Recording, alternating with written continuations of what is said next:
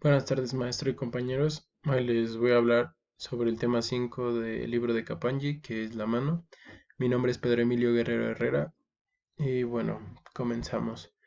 La mano del hombre, tiene de las funciones principales la de la presión, que ésta posee una oposición sutil y precisa.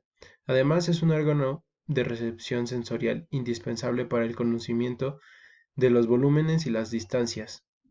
Esto se refiere a que la mano nos ayuda a tener una percepción física y palpable de nuestro alrededor.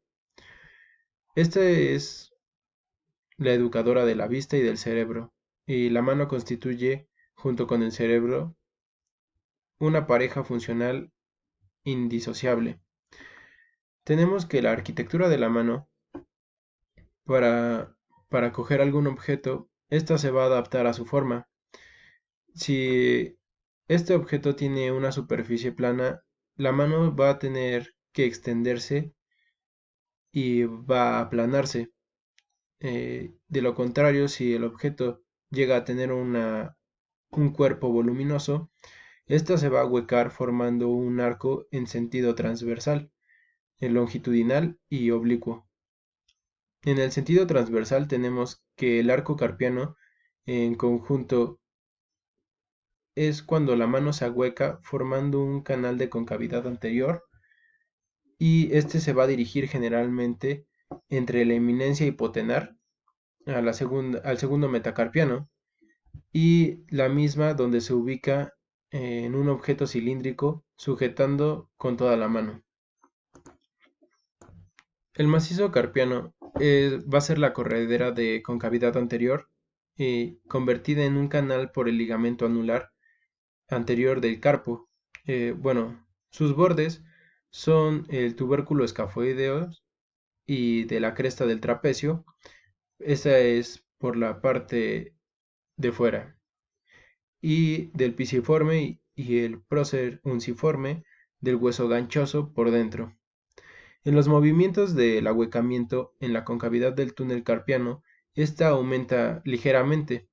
En el sentido longitudinal, el macizo carpiano está constituido por tres columnas, las cuales son la columna externa, que es de las más importantes, que es la del escafoides, el trapecio y el primer metacarpiano. A partir del escafoides se ramifica la columna del índice y el trapecio en el segundo metacarpiano. Posteriormente tenemos la columna medial o columna del medio, que esta presenta el eje de la mano, que viene siendo el semilunar, el hueso grande y el tercer metacarpiano. Y a su vez tenemos la columna interna, que la forma el piramidal, el hueso ganchoso, y estos se articulan con el cuarto y el quinto metacarpiano. Ejes de los dedos. Esta es es una posición natural de la mano que presenta los dedos algo separados entre sí y el eje de los dedos pasa por el dedo medio, que esto sirve como referencia a partir del cual se produce una aproximación o separación de los demás. O sea, lo tenemos como referencia el dedo medio y esta va a ser pues la referencia natural. En esta posición existe un paralelismo entre los tres ejes, entre el eje de los tres últimos dedos y una divergencia entre los tres primeros. Eh, bueno, Sabemos que al separar los dedos, el eje de cada uno de ellos converge en un punto que corresponde aproximadamente al tubérculo del escafoides.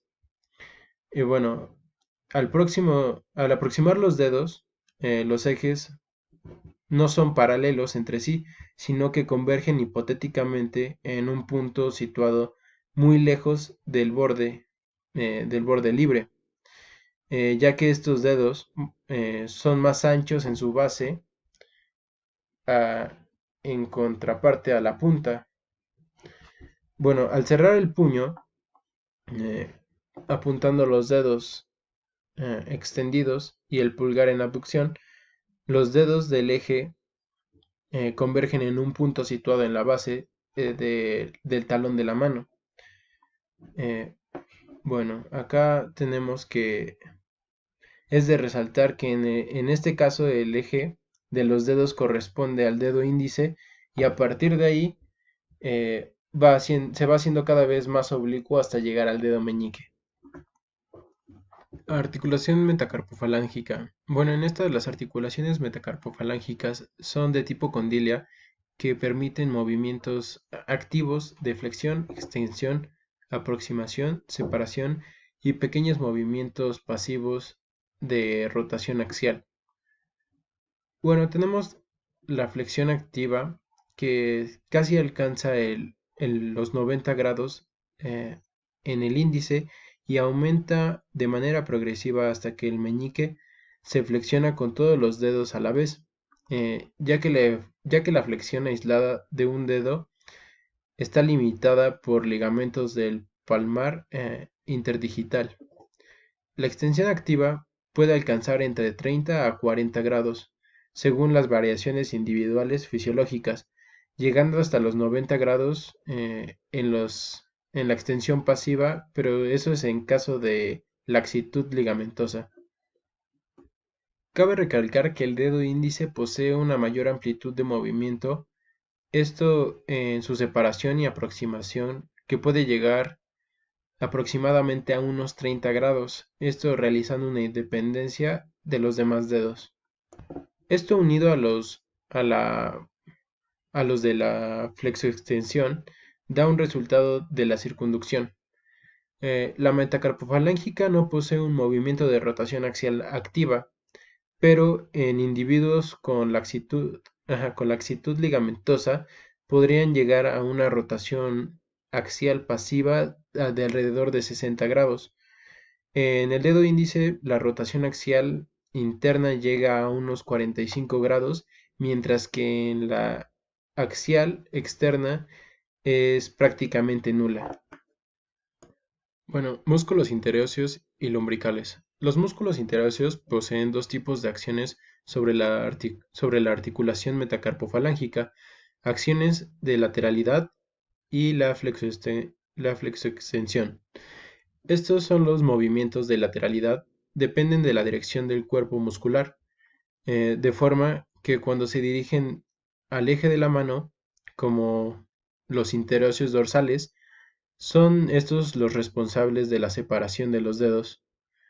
Su acción sobre la flexoextensión de los dedos es más importante desde el punto de vista biomecánico, ya que su complejidad depende de la función principal de la mano de la prensión. En cuanto a los lumbricales, se inserta principalmente en el borde radial de los tendones del flexor profundo y se dirigen hacia abajo y hacia adentro. El ligamento transverso intercarpiano lo separa del tendón del interóseo, quedando hacia el palmar. En la extensión de los dedos se debe a la acción combinada de los músculos extensores de los dedos, de los músculos interóseos y de los músculos lumbricales, e incluso en cierta medida de los músculos flexores superficiales de los dedos. El músculo extensor de los dedos y extensor de la primera falange, y esta solo actúa en la segunda y en la tercera cuando la muñeca y las metacarpofalángicas están en flexión. En los interóseos, estos son los flexores de la primera falange y el extensor de la segunda y tercera. Esta va dependiendo del grado de flexión de la articulación metacarpofalángica y de la tensión del extensor común en los dedos. Los músculos lumbricales son fundamentales en la flexoextensión, pues al estar situados en la palma, eh, estos van ligados al transverso intercarpiano y tienen un ángulo de 35 grados con respecto a la primera falange, lo que les permite la flexibilidad, aunque se encuentra en una hiperextensión. En el pulgar tenemos desempeñada una función aparente en la mano, pues esta es indispensable para realizar la pinza, o,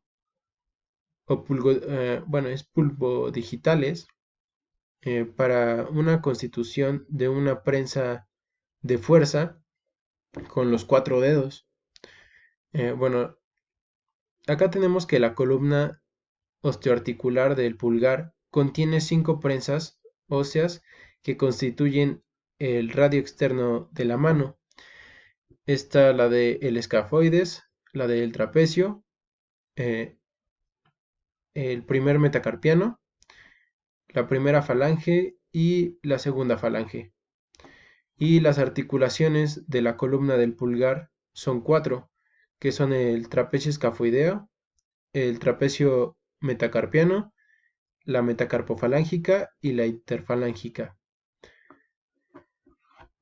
Bueno, pasamos a la articulación del trapecio metacarpiana, que esta es una articulación básica dentro de la columna osteoarticular del pulgar, ya que asegura la orientación y participa de manera preponderante en el mecanismo de oposición.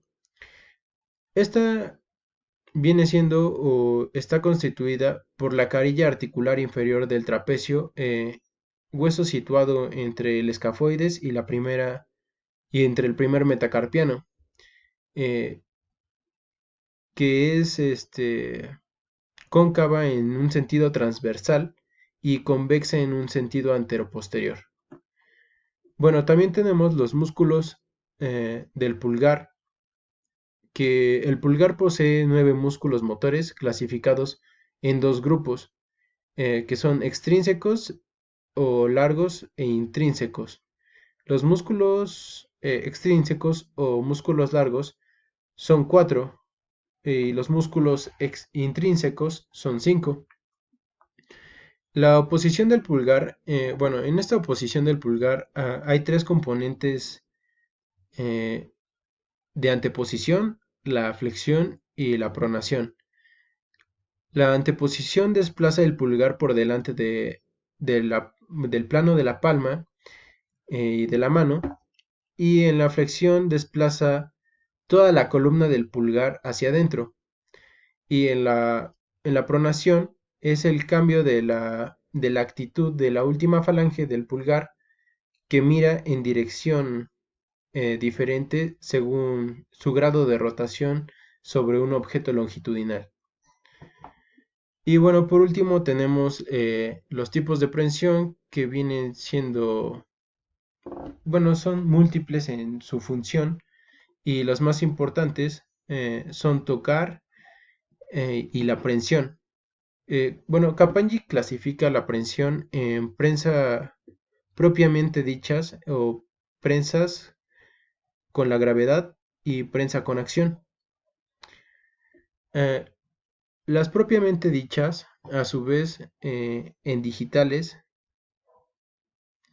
bueno, siendo una variación de las otras dos. Bueno, hasta aquí va a abarcar el video. Creo que ya me pasé del tiempo.